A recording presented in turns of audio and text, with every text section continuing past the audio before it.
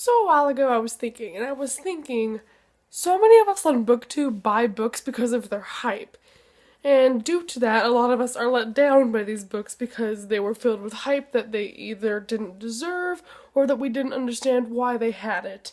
So, in order to avoid that, I started thinking, what are ways that people could buy books because they hear about it in a good way and not because it's hyped?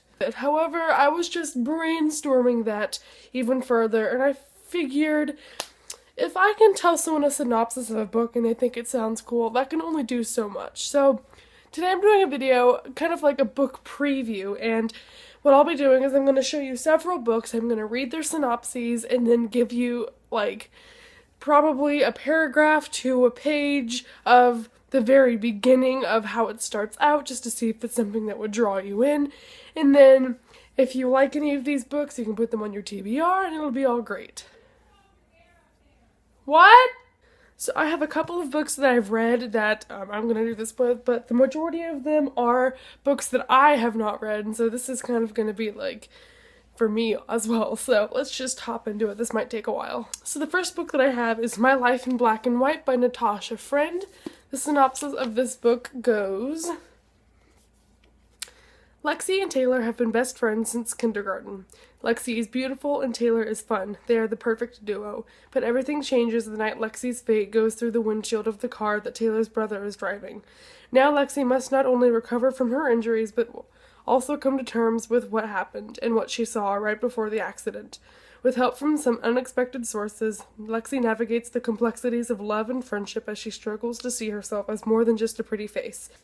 That was the synopsis of this book, and the very first page goes: Here's a picture of me. I am 3 years old, and I am perched on the stool in front of a dressing table, sweeping blush over my cheeks with a feathery wand. In the background, my mother hovers. Her hair is a waterfall of gold, her waist the circumference of a cantaloupe. She is wearing a sheath dress, pearls, and crocodile pumps with sensible heels. The image is so clear that I can actually smell her Shalimar type of perfume. Are you outside my room? I am self-conscious. I can hear her voice, smooth with the hint of a Carolina accent. You, she says, are my beautiful girl. It is unavoidable. Wherever you go in my house, there I am, hanging in the alcove over the stairs, propped up on the mantel, stuck to the refrigerator door with alphabet magnets. After what happened, you would think that someone would tear down every photo in the universe so I wouldn't have to look at myself, but no one has. These used to bother me. I used to sulk around the house, staring at all the shiny, happy Alexas and imagining the ways I could destroy her, knock her off the wall and watch the glass shatter, hole punch her in the face, microwave her into oblivion. In the end, though, I didn't remove a single photo. I left that girl exactly where she was, suspended, poised in time, waiting to become me. The next book is Saving June by Hannah Harrington. The synopsis goes: When Harper Scott's sister June commits suicide just before her high school graduation and Harper's divorcing parents decide to split the ashes, Harper steals June's urn and embarks on a journey with her best friend Lancey and the mysterious and aggravating Jake Tolan to take her sister to the one place she always wanted to go, California. The first page goes: According to the Puppy of the Month calendar hanging next to the phone in the kitchen, my sister June died on a Thursday, exactly 9 days before her high school graduation. May's breed is the Golden Retriever, pictured as a whole litter of them nestled side by side in a red wagon amid a blooming spring garden. The word graduation is written inside the white square, complete with an extra exclamation point. If she waited less than 2 weeks, she would be June who died in June, but I guess she never took that into account. The next book is Teardrop by Lauren Kate. Never ever cry. Eureka's mother drilled that rule into her daughter years ago, but now her mother is gone, and everywhere Eureka goes, he is there. Ander, the tall, pale, blonde boy who seems to know things he shouldn't, who tells Eureka she is in grave danger, who comes close to making her cry than anyone has before. But Ander doesn't know Eureka's darkest secret. Ever since her mother drowned in a freak accident, Eureka wishes she were dead, too. She has little left that she cares about, just her oldest friend, Brooks, and a strange inheritance, a locket, a letter, a mysterious stone, and an ancient book that no one understands. The book contains a haunting tale about a girl who got her heart broken and cried an entire continent into the sea, and something about the story is uncannily familiar. Eureka is about to discover that the ancient tale is more than a story, that Ander might be telling the truth, and that her life has far darker undercurrents than she ever imagined. The prologue is like 5 pages long, so I'm going to skip to this one part. And just a side note, I actually got this signed. I bought this the day that Lauren Kate came and toured in my town. She was reading this out loud. She was reading the whole prologue out loud. She read this one part and I thought it sounded really cool, and so that's what I'm going to read. Andrew didn't go to school. He studied the girl. The seed bearers made him do it, stalk her. By now he was an expert. She loved pecans and clear nights when she could see the stars. She had horrible posture at the dinner table, but when she ran, she seemed to fly. She plucked her eyebrows with bejeweled tweezers. She dressed up in her mother's old Cleopatra costume every year for Halloween. She doused all her food with Tabasco, ran a mile in under 6 minutes, played her grandfather's Gibson guitar with no skill but plenty of soul. She painted polka dots on her fingernails and her bedroom walls. She dreamed of leaving the bayou for a big city like Dallas or Memphis, playing songs at open mics and darkened clubs. She loved her mother with a fierce, unbreakable passion that Ander envied and struggled to understand. She wore tank tops in the winter, sweatshirts to the beach, feared heights yet adored roller coasters, and planned on never getting married. She didn't cry. When she laughed, she closed her eyes. He knew everything about her. He would ace any exam on her complexities. He had been watching her since the leap day she was born. All the seed bearers had. He had been watching her since before he or she could speak. They had never spoken. This was her life. He had to kill her. Does that not sound really good?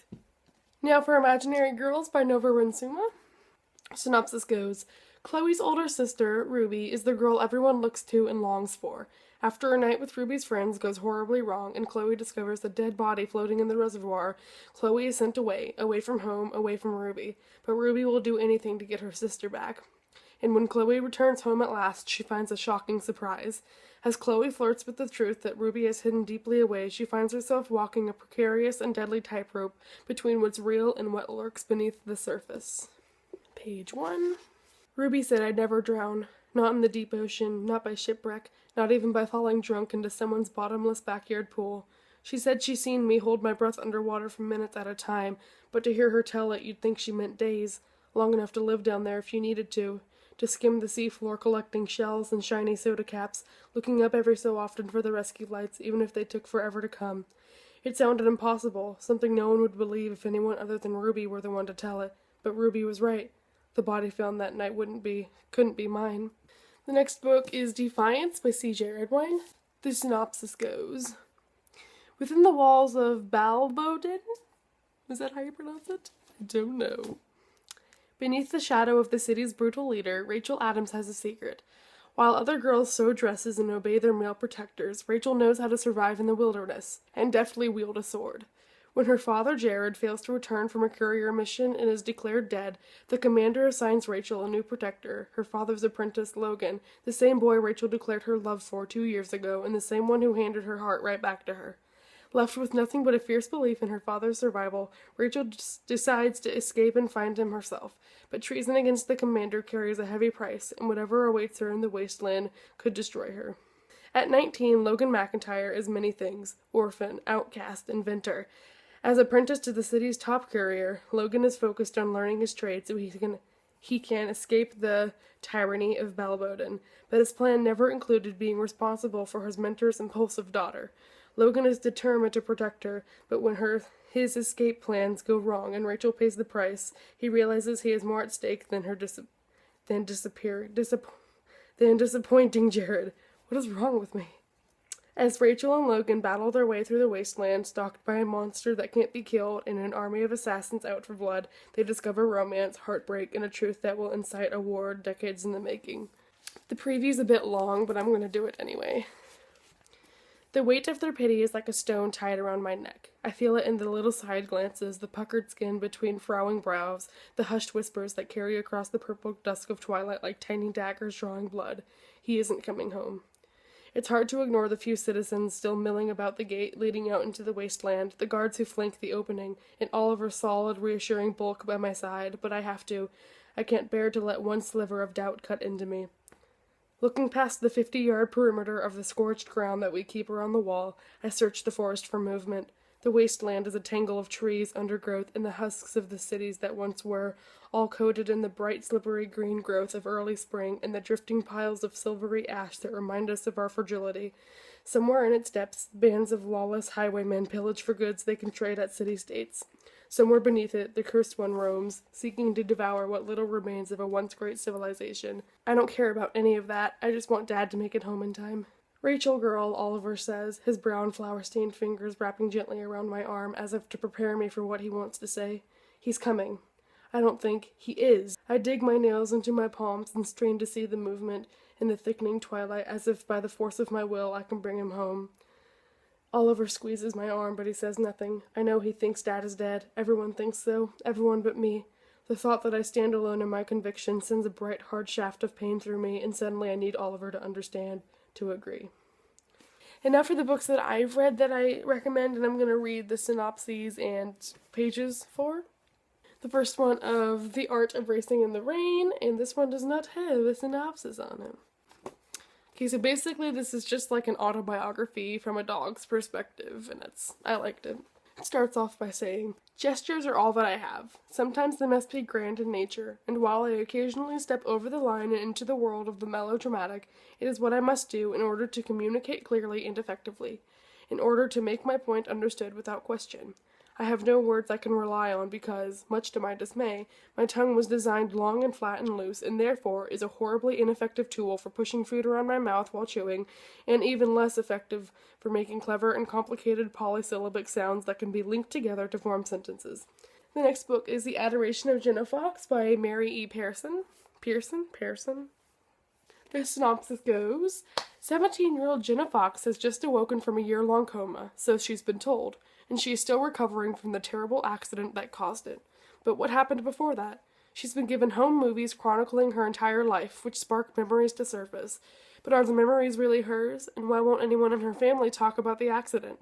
Jenna is becoming more curious, but she is also afraid of what she might find out if she ever gets up the courage to ask questions. But what happened to Jenna Fox? And who is she, really? First page goes, "I used to be someone named Jenna Fox. That's what they tell me. But I'm more than a name, more than what they tell me, more than the facts and statistics they fill me with, more than the video clips they make me watch. More, but I'm not sure what. Jenna, come sit over here. You don't want to miss this." The woman I'm supposed to call Mother pats the cushion next to her. "Come," she says again. I do. "This is a historic moment," she says. She put her arm around me and squeezes. I lift the corner of my mouth. Then the other, a smile, because I know I'm supposed to. It is what she wants. "It's a first," she says. "We've never had a woman president from Nigerian descent before." "A first," I say. I watch the monitor. I watch Mother's face. I've only just learned how to smile. I don't know how to match her other expressions, but I should. And the last book is The Sea of Tranquility by Katja Malay. Katja?